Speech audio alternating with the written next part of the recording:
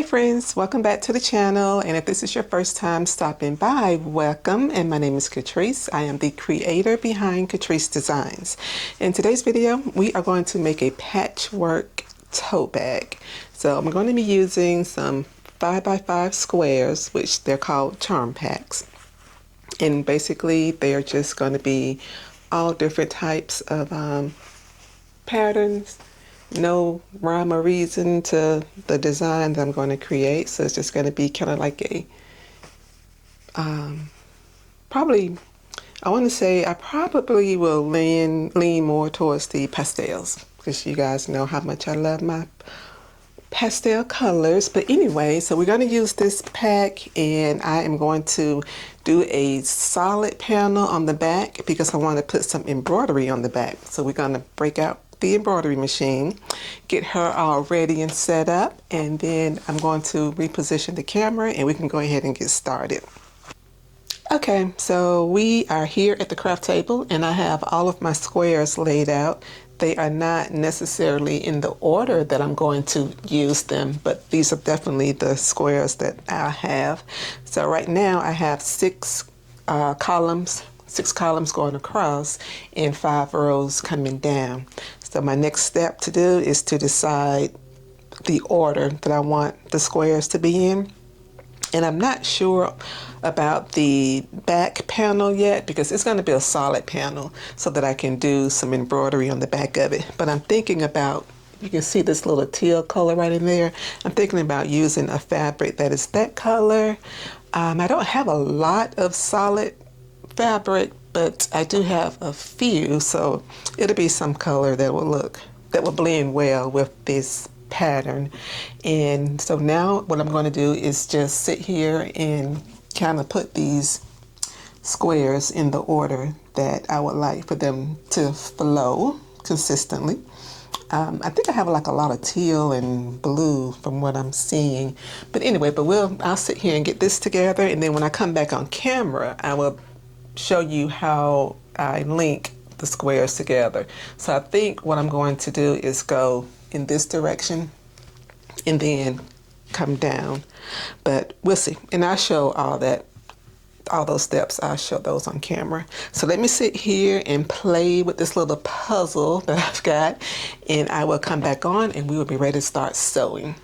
Okay guys, so here's the final selection. I've got everything organized and I chose the panels that I want to use, and I removed a couple of rows because at the last minute I decided to make the next row that would be here a solid color that's going to be the same as the back panel and the straps. So we are now down to 1, 2, 3, 4 rows and 5 columns. So 4 rows and then 5 columns across. Try not to make you too busy. I'm holding the camera. But this is, I believe, the final selection that I'm going to use, and then the order. So next we're going to head over to the sewing table, and I can go ahead and cut the bottom panel in the back, and maybe go ahead and cut the straps. I'm still trying to decide if I want to use webbing for the straps or fabric, but for sure I can cut the bottom panel and go ahead and cut the backing for it. So let's head over to the cutting table. Okay, so we're over here at the cutting table, and I'm going to use this black fabric that's got a little bit of white speckles, well, gray speckles in it. And this is going to be the bottom panel and also the back. And if I don't do webbing for the straps, I would make the straps out of this as well. So I think I'm just going to cut it. I don't need that much space, that much square for the bottom panel. So I think I'm going to cut it at 20 inches wide, and then I would do 5 for the height. So we're going to go 20 here and then 5 up, and I believe that's going to get me where I want to be for the bottom portion of the bag. And I kind of thought about this at the last minute, actually, when I was cutting when I was organizing the 5x5 squares, I thought, maybe I'll just make the bottom panel a little different. And that's when I took off that row. So hopefully this turns out the way that I want. And after this, only thing left to do is to go ahead and sew up the squares. Okay, so we got the bottom panel that's all ready. I'm gonna put it over here on the table with everything else. And so now the next thing to do is to head to the machine, and let's go ahead and start putting together those squares. I thought I would show you how I'm going to sew the squares before I start clipping everything together. So basically, am I in frame? Yeah. All right. So I'm going to just take this here. Well, what I do is I take a picture of this first, because just in case something happens and something gets out of order, you'll have that picture to look back on. So just snap a picture of it and then you're good to go. So I'm going to take this, fold it over to here like that. And then what you want to do is, well, first thing you want to do is line it up straight. So once you fold it over, you are going to sew a straight line down this edge right here. And then when you come back, it'll open up like that, and you'll have your first two squares together. So I'm going to go across, and once I get all the rows in place, then I start attaching them together. And then with the next, this one here, I'm just going to fold this way, sew down there, and for this one it'll go to the left and sew down. So that is what I'm going to do, and when I come back on camera, I will have all the squares attached, and the only thing left to do would be to link the rows together, and then I'll show you how I do that. And then we put the batting on and get the front panel, the back panel together, and do the, oh, you know, I forgot about the lining. Well, maybe I'll do the lining. Maybe I'll do the lining with the black fabric. Yeah, I'll do the lining with the black fabric. So we'll get to that once we finish all of this. All right, so I will be right back. Okay, so I've got all the panels all sewn together, and now what I'm going to do, I'm going to leave them on this table over here because I don't want to get them out of order. So the next step to do is to go in with the seams. Let me show you. So I'm just going to press the seams open, which is like that. So I'm going to press the seams open, and I'm going to just go ahead and go through all the panels so that they lay nice and flat. And I'm just using the pink Oliso iron to do that. And once you press them, that is how it'll look. So the seam will be nice and flat. And then after that, I'm going to go ahead and attach all the rows together. So we've got 4 rows. And I'm just going to go ahead and press these down, attach those together, and we are moving right along.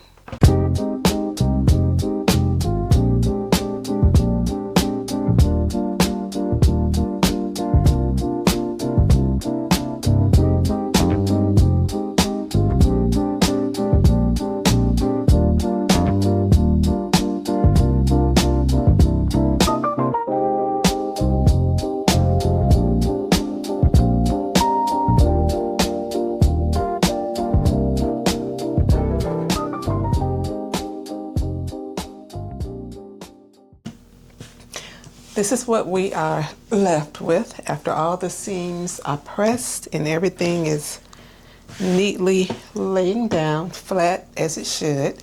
The next step would be to attach the rows. So what I'm going to do is start at the bottom and flip it over like that. And what you're trying to do is match seam to seam, okay? So you just want to match up your seam to seam on each little section. And it's okay if you're off a little bit, because The sewing police are not going to come for you, so don't stress yourself out. Just, do the best you can and try and line the seams up, because sometimes when you're sewing, if you don't put that presser foot in the exact place all the time, you're going to be off a little bit. And I can already tell that I am off on this one, and that is going to be just fine, because we're going to trim. Once we put the batting on, we're going to trim the tote bag to the size that we really want. So I'm just going to go clip this in place and run a line straight down here. When I come back, I will flip it back up, take this top part, flip it on top, line up the seams as best I can, make a stitch, and repeat with the last one. So this is the top of the bag, and this is the bottom. So I'm working from the bottom up, or you can work top down. It really doesn't matter. And so I'm going to go ahead and do that. And and this is the bottom trim that we're going to do. And after I quilt this, because it's going to shrink down a little bit once I quilt these lines, then I'm going to go and attach this to the rest of the bag, and then we'll get the lining situated and the straps and the back panel, and then we will be on our way. Oh, and I also need to go through and trim these excess threads off. So I'm going to go to the machine and stitch this down, and then I'll be right back on camera.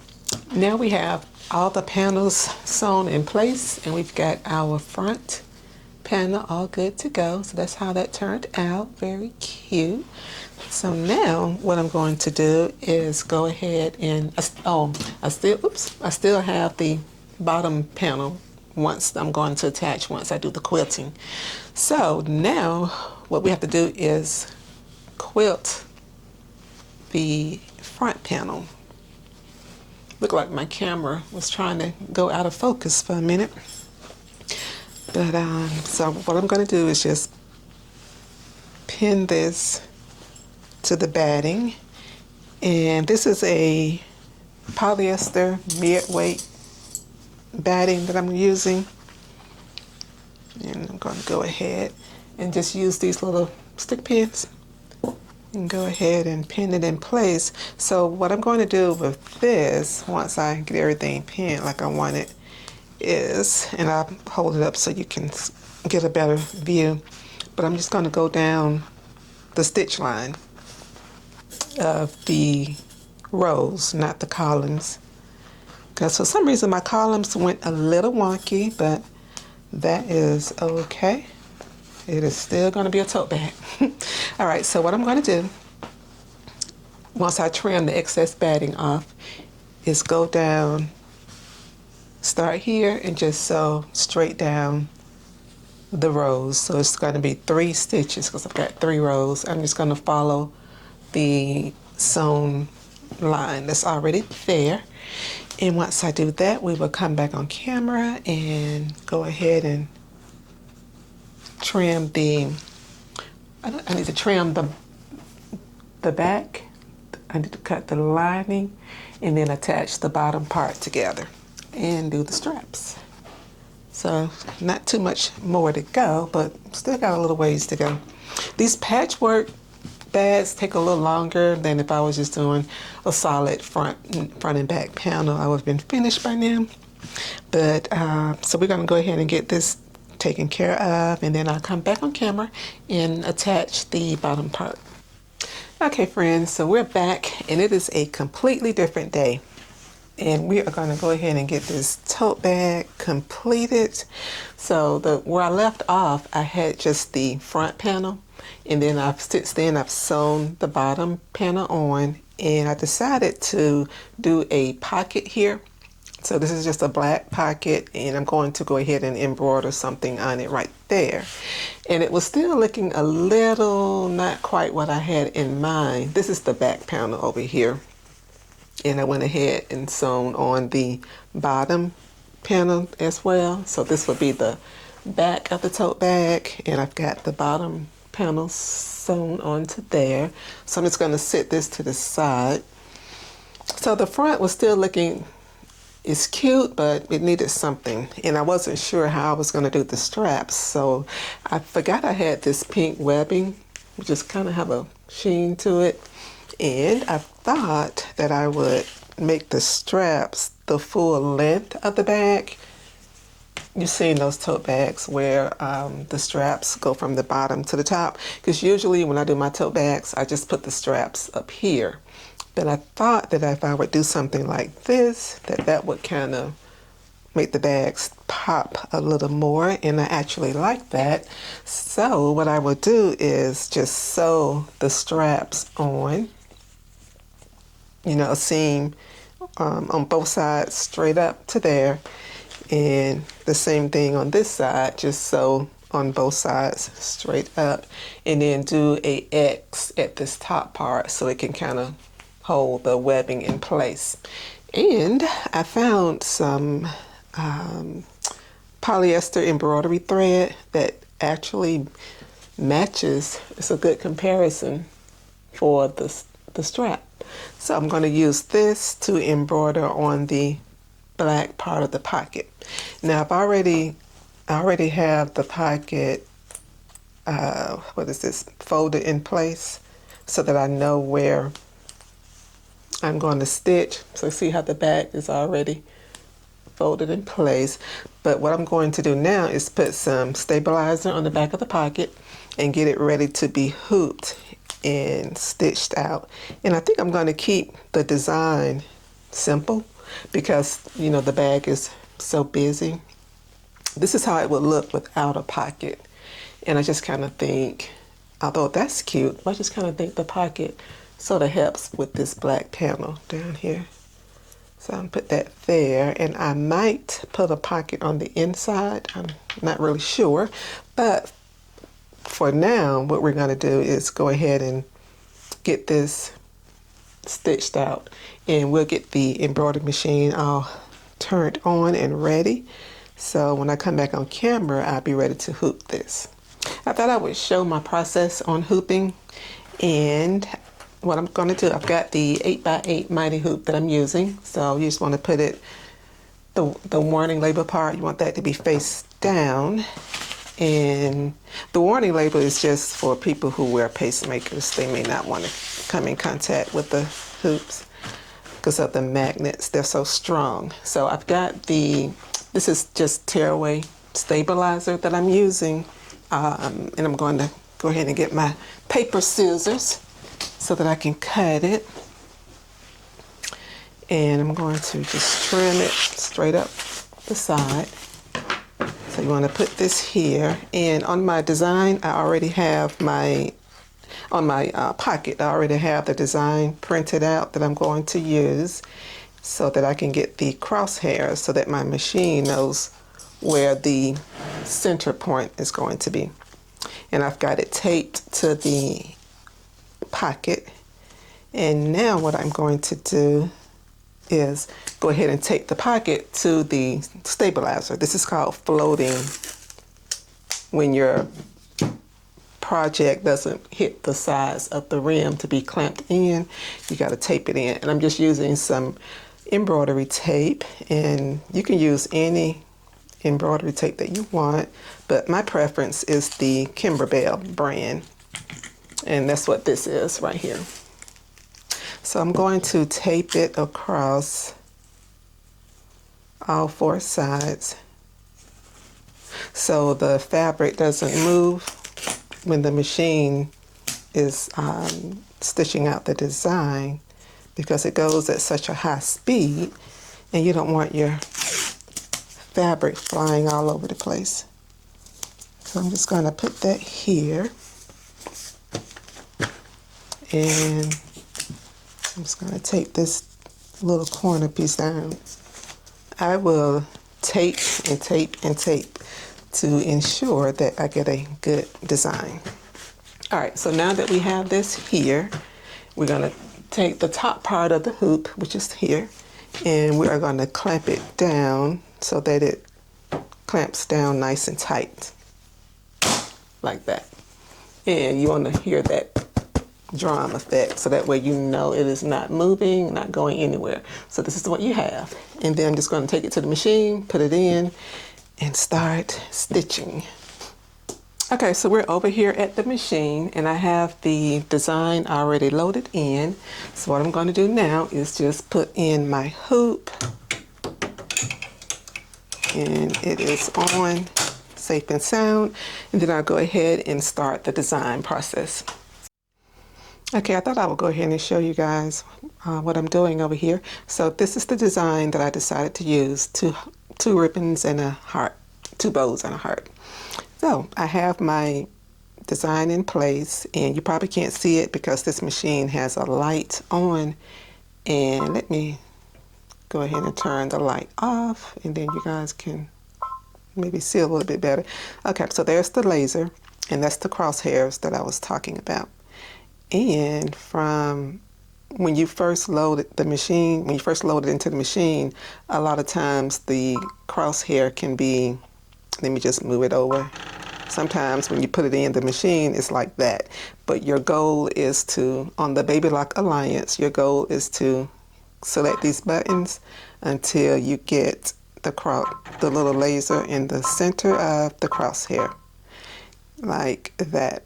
And you can almost see the print, this light blue, that's the print of the design. So there we have the laser in place. And now what I'm going to do is come back over to the panel, and I'm going to hit this little button here that is going to do a like a check to make sure that the needle doesn't hit the machine, because these are not, Mighty Hoops do not come with the Baby Lock embroidery machine. Well, they don't come with any machines. You buy these separately because they're a lot easier to use with the magnets. So I'm just going to hit this, although we know the needle is nowhere near the border, but you want to get into the habit of doing that. So we're following that little white dot and making sure that it's not hitting this thing here, which is your hoop, because you will tear up your machine. So it's just a good practice to be in, although we can clearly see that the design is not coming anywhere near the machine. So now at this point, we are ready to come back over here to the control panel. We're going to hit this lock button, and then the design will start to stitch out. But what we want to do first is to take this paper off. If I can do this with one hand. Yeah. So now that is what we have. And that is our pocket. The laser is right there in the center where it needs to be. And the thread that I'm using is already loaded in, which is this embroidery thread here. And we've got it all through the sections. So now we are good to go. We're going to come over here and hit this lock button. And we're going to see this little flashing green. We're going to hit that next. The hoop is going to move, and it's going to start embroidering the design.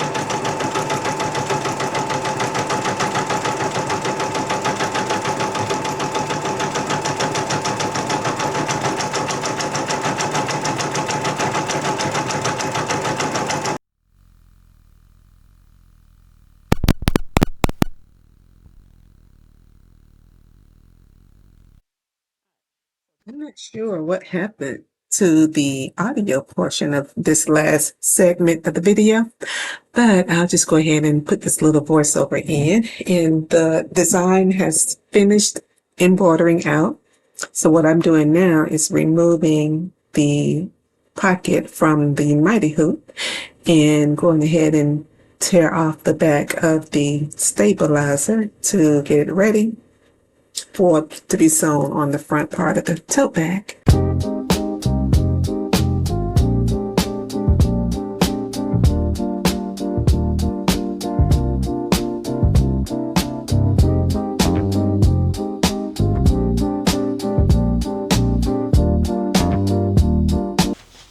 Okay friends, so here is the final tote bag, and that is the front and the back.